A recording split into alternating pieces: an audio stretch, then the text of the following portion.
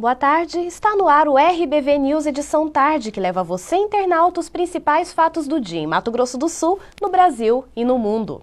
A Polícia Civil incinerou na manhã desta quinta-feira, em Bataguaçu, mais de 1 tonelada de drogas apreendidas pelas polícias militar, civil e rodoviária federal.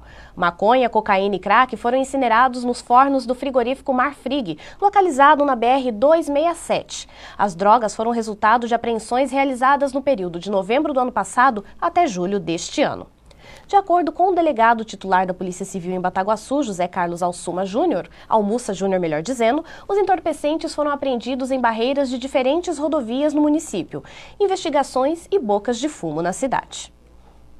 2 olarias que funcionavam sem autorização ambiental foram fechadas pela Polícia Militar Ambiental em Anhanduí, a 50 quilômetros de Campo Grande. Segundo a Polícia Militar Ambiental, as atividades foram paralisadas e o proprietário foi notificado a apresentar projeto de recuperação da área degradada junto ao órgão ambiental. As atividades funcionavam na Chácara Porteira. No local estava sendo retirada a argila que abastecia as 2 olarias do mesmo proprietário, que funcionavam no distrito de Anhanduí. A olaria já havia sido fechada pela polícia e autuada no sábado. O proprietário das empresas foi autuado administrativamente e multado em R$20 mil pelo crime de destruir área de preservação permanente. Ele poderá pegar pena de 3 anos de detenção.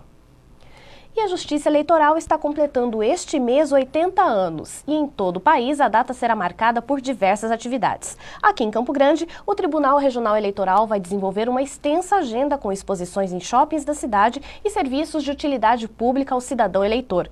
Para conversar mais sobre essa programação, eu recebo agora o desembargador Josué de Oliveira, presidente do Tribunal Regional Eleitoral de Mato Grosso do Sul. Boa tarde, desembargador. Boa tarde, Silene. Eu gostaria que o senhor falasse um pouco sobre a importância desses 80 anos do Tribunal Regional Eleitoral. Em 1932, foi instituído o primeiro Código Eleitoral.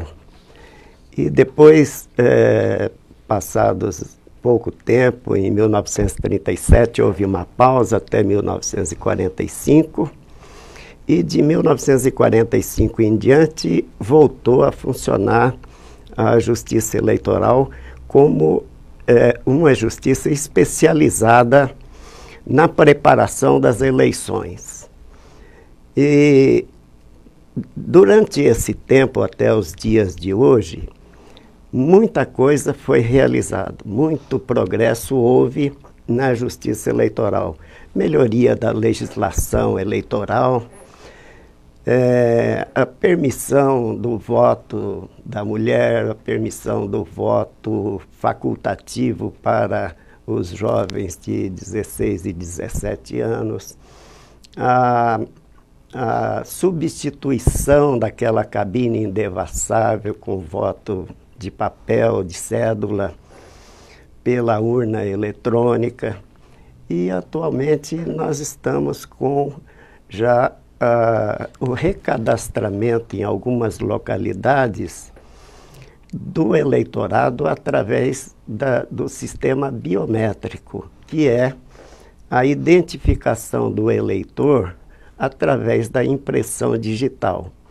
É um sistema mais seguro do que da própria urna eletrônica, porque somente com o leitor óptico e colhendo a digital da pessoa que foi cadastrada biometricamente, é que vai ser liberada a urna eletrônica. Ou seja, muitos progressos durante todos esses 80 anos. Exatamente. A programação inclui quais atividades? Nós temos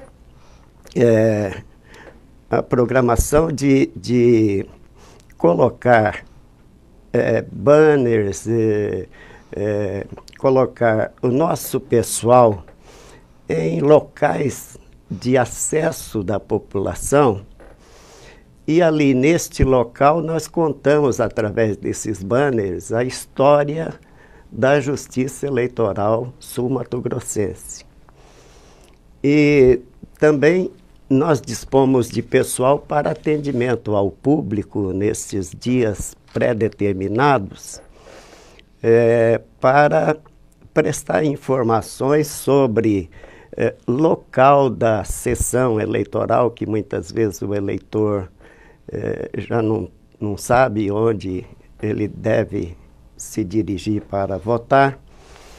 E também atendemos até pedido de segunda via de título eleitoral. Então, é uma série de atividades que são prestadas nesses dias em que nós nos dispomos aí, principalmente nos shoppings centers, né? É uma forma de aproximar o TRE da população. Exatamente, esse é o nosso objetivo, fazendo esse contato direto com a população e com o eleitor. Bom, desembargador, estamos aí às vésperas de uma eleição muito importante, a escolha do prefeito e dos vereadores.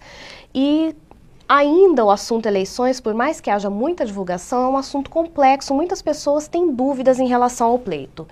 Uma dessas dúvidas, desembargador, tem a ver com a questão do candidato ficha suja, ficha limpa, aquele que vai ser impugnado ou não. Por exemplo, o caso de um candidato que teve a sua candidatura, suas contas, impugnadas pelo Tribunal de Contas. No caso, impugnadas não, mas no caso ele tem a ficha suja, assim digamos. Uhum. Ele pode ter a sua candidatura impugnada, esse motivo já é suficiente para que ele seja impossibilitado de concorrer? A impugnação é sempre possível. E tanto pode ser impugnado pelo candidato adversário, como pelo partido, ou até pelo Ministério Público. E então aí essa decisão vai ser uma decisão técnica de acordo com as normas existentes sobre o direito do cidadão postular um cargo eletivo, né? Então, que é possível haver a impugnação, mas nem sempre a impugnação representa a exclusão deste candidato do pleito eleitoral. Existe algum fator que seja determinante que já de início, se ele tiver algum impedimento em determinado quesito, ele possa ser realmente impugnado, não possa concorrer?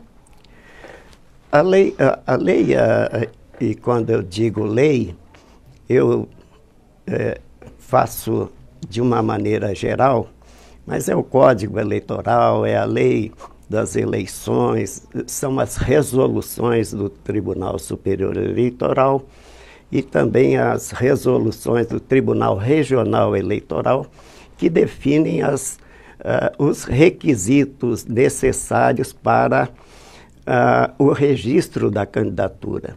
Se o candidato não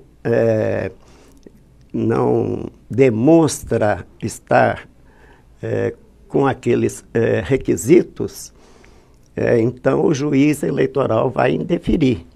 E aí haverá recurso para o Tribunal Regional Eleitoral, podendo inclusive esse recurso ser decidido pelo Tribunal Superior Eleitoral. Certo. Desembargador, de acordo com o DivulgaCand, que é um site voltado totalmente às eleições, né, um serviço do Tribunal Regional Eleitoral, 3 municípios aqui de Mato Grosso do Sul têm uma situação bastante peculiar, que são 2 irmãos do Buriti, Bataguaçu, ou melhor dizendo, 2 irmãos do Buriti, Inocência e Itaquaruçu, onde há apenas um candidato concorrendo ao cargo de prefeito. Pode existir essa situação? Apenas uma pessoa pode concorrer ao cargo?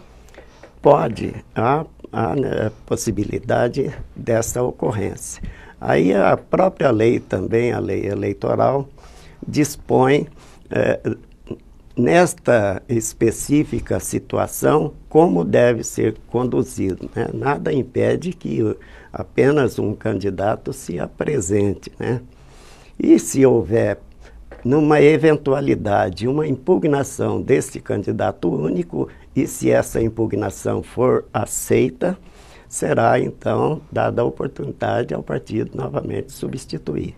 Certo, e o TRE também estipulou um prazo que encerra hoje para que os candidatos prestem contas da campanha. O senhor sabe como está essa movimentação, se os candidatos procuraram? Esta é a primeira prestação de contas parcial destas eleições de 2012. Existirão outras parciais até a prestação final que deve ocorrer em novembro. próximo.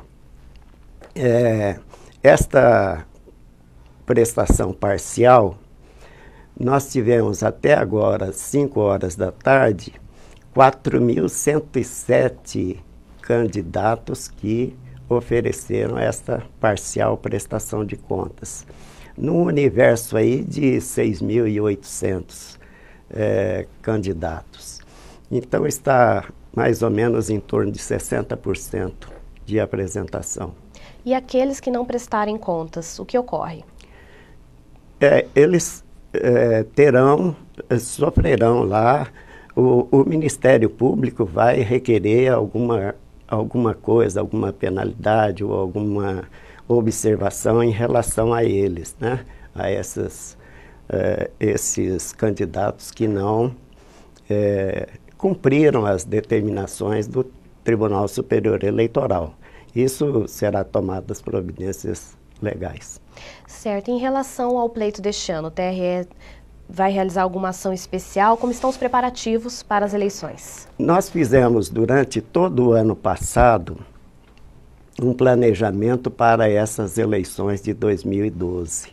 E justamente já cumprindo o calendário eleitoral estabelecido pelo Tribunal Superior Eleitoral.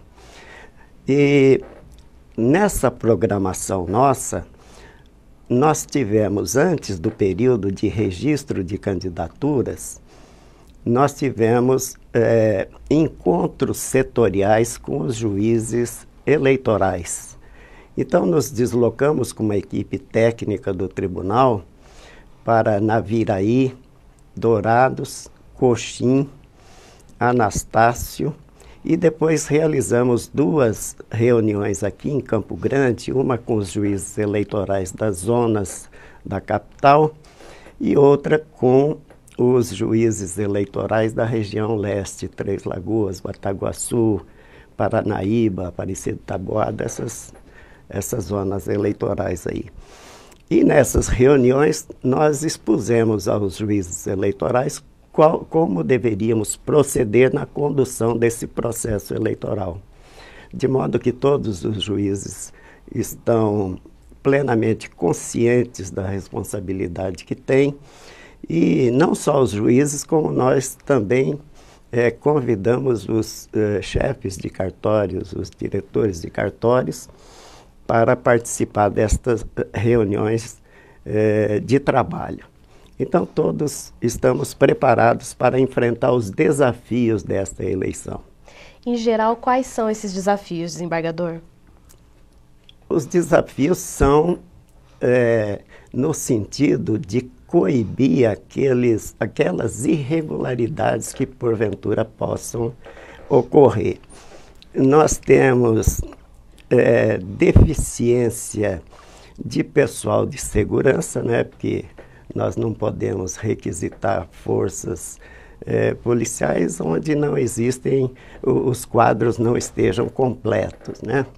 Mas nós contamos com a colaboração das forças da Polícia Federal, da Polícia Rodoviária Federal, da Polícia Militar, da Polícia Civil, e colocamos à disposição dos juízes os nossos técnicos para enfrentar esse problema de segurança. A maior preocupação, eu até gostaria de adiantar aqui, é com relação às aldeias indígenas, que nas aldeias indígenas haveria necessidade da presença da Polícia Federal. E nós já fomos alertados de que o efetivo da Polícia Federal está bastante reduzido, né? Então nós temos que trabalhar com essas dificuldades no dia da eleição. Desde as últimas eleições, muitas regras mudaram, muitas regras foram implantadas, digamos assim, em relação às campanhas, onde já não se pode mais realizar os famosos showmícios, distribuição de determinados brindes. Na sua avaliação, isso torna a eleição, digamos, mais justa, onde o eleitor ele vai escolher o candidato e não receber brindes ou participar de um show com o artista favorito? A preocupação da Justiça Eleitoral é conceder a todos os candidatos um equilíbrio econômico, financeiro e de oportunidades para concorrer ao pleito. Então, se permite o showmício, somente aqueles candidatos que dispõem de situação econômica melhor é que poderão fazer. Aqueles menos afortunados ficarão em desvantagem com relação a esses mais afortunados. Então, essa é a preocupação, que nós devemos manter um equilíbrio entre os candidatos para que eles consigam transmitir aos eleitores as suas propostas, os seus planos de governo, e a população vai escolher o melhor. Certo. Já para encerrar, voltando à programação dos 80 anos do TRE, quando começa essa programação nos shoppings? Quando que a população vai perceber essa ação nas ruas? Nós começamos hoje Hoje já teve início em um shopping. No Pátio Central, de 2 a 4 de agosto.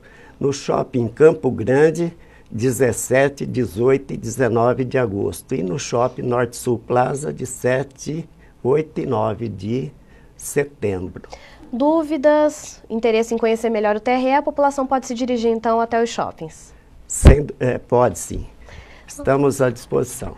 Tá certo. Eu acabo de conversar com Josué de Oliveira, desembargador do Tribunal Regional Eleitoral, que falou sobre a programação dos 80 anos do TRE e também esclareceu dúvidas sobre as eleições deste ano. Desembargador, muito obrigada pela sua participação, pela sua entrevista. Eu que agradeço. Muito obrigada. Vamos agora para um rápido intervalo e voltamos então com os assuntos nacionais, melhor dizendo, e os destaques de Mato Grosso do Sul. Nós já voltamos. Nasce em Campo Grande, o mais completo portal de notícias de Mato Grosso do Sul. Economia, esporte, política, cultura e lazer. Notícias do estado, do país e do mundo. Além da Web TV trazendo matérias e insights ao vivo no decorrer da programação. Tudo isso sob o comando da mais completa equipe de jornalismo do estado, associada às maiores agências de notícias do Brasil e do mundo. RBV News. Aqui você sabe de tudo.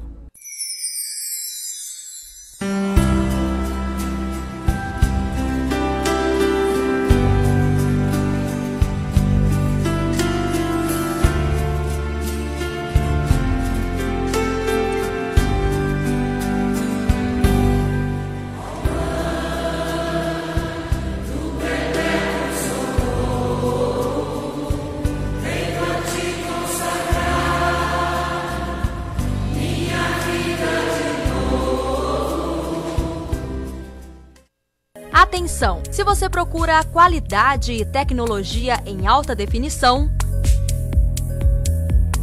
LEDs, mídia de alta definição, 3305-5040. Os cardiologistas do setor de urgência e emergência da Santa Casa de Campo Grande estão em greve. Há 4 dias, o hospital não conta com a equipe de especialistas para o atendimento no pronto-socorro. O movimento reivindica a manutenção de um cardiologista em plantão presencial 24 horas no setor. 15 cardiologistas que realizam atendimentos emergenciais na Santa Casa estão em greve. Eles pedem que a portaria 2048 de 2002 do Ministério da Saúde, cuja uma das exigências é que os hospitais credenciados em nível 3, como é o caso da Santa Casa, mantenham os médicos 24 horas, situação que não está acontecendo. A Santa Casa fez uma proposta de contratar os cardiologistas apenas por 12 horas durante o dia e não contratar durante a noite, e a alegação foi falta de verbas. Nós não concordamos com essa situação, achamos que um hospital do porte da Santa Casa, com a complexidade da Santa Casa, tem que atender a população 24 horas por dia. Os cardiologistas encaminharam uma carta à Santa Casa e ao Conselho Regional de Medicina solicitando o cumprimento da lei. Até o momento, o hospital não se posicionou sobre o assunto. Enquanto isso, os profissionais prometem continuar com a paralisação por prazo indeterminado. Os demais atendimentos estão sendo feitos normalmente, como é o caso da unidade coronária que atende pacientes cardiopatas graves, CTI, cirurgia cardíaca e cateterismo.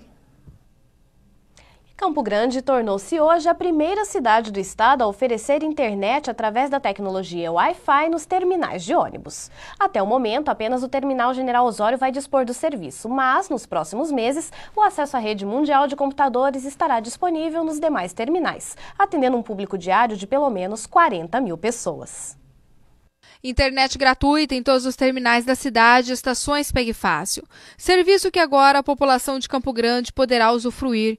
E segundo o Rudel Trindade, este serviço será estendido para dentro dos ônibus. Vai ser expandido, a gente quer levar essa internet para dentro do transporte coletivo, principalmente para os ônibus executivos e, se for possível também, para os ônibus articulados, porque pela quantidade de pessoas que eles transportam.